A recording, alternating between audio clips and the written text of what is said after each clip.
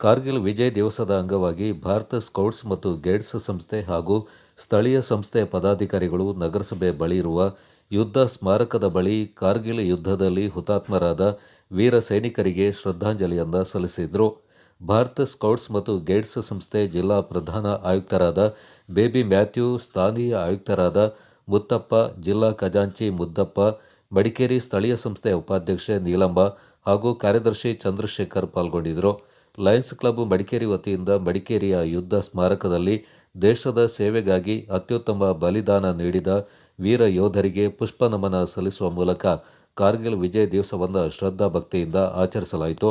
Madikeri Lions club ಅಧ್ಯಕ್ಷ Mohan Kumar L ಮಾತನಾಡಿ, ಭಾರತೀಯ ಸಶಸ್ತ್ರ ಪಡೆಗಳ ಅಪ್ರತಿಮ ಧೈರ್ಯ, ಶೌರ್ಯ ಮತ್ತು ದೇಶಭಕ್ತಿ ಸದಾ ಸ್ಮರಣೀಯ. ಕಾರ್ಗಿಲ್ ವೀರರ ತ್ಯಾಗವು ಮುಂದಿನ ಪೀಳಿಗೆಗೂ ರಾಷ್ಟ್ರೀಯ ಏಕತೆ ಮತ್ತು ಸೇವೆಯ ಮೌಲ್ಯಗಳನ್ನು ಎತ್ತಿ ಹಿಡಿಯಲು ಸದಾ ಸ್ಫೂರ್ತಿಯಾಗಿರುತ್ತೆ ಎಂದರು.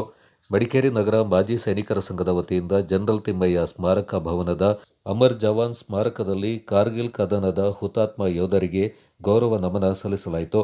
ಕಾರ್ಗಿಲ್ ವಿಜಯ್ ದಿವಸದ ಅಂಗವಾಗಿ ನಗರದ ಕೊಡಗು ವಿದ್ಯಾಲಯದ ಎನ್ಸಿಸಿ ಕೆಡೆಟ್ಗಳು ಫೀಲ್ಡ್ ಮಾರ್ಷಲ್ ಕೆಎಂ ಕಾರ್ಯಪ್ಪ ಪ್ರತಿಮೆ ಸ್ವಚ್ಛತಾ ಕಾರ್ಯಕ್ರಮವನ್ನು ಹಮ್ಮಿಕೊಂಡರು.